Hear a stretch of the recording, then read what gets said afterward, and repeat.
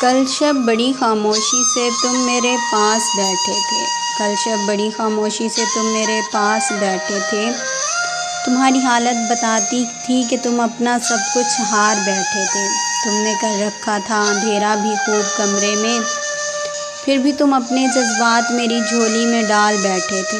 جو ہم نے تم سے پوچھی خاموشی کی وجہ، تو تم بڑی پرجوش آواز میں میرے سوالات ٹال بیٹھے تھے۔ بہت سی باتیں تھیں جو خاموشی میں تم کر گئے مجھ سے، اور پھر صبح ہوتے ہی وہ قصہ تم نادانی میں ڈھال بیٹھے تھے۔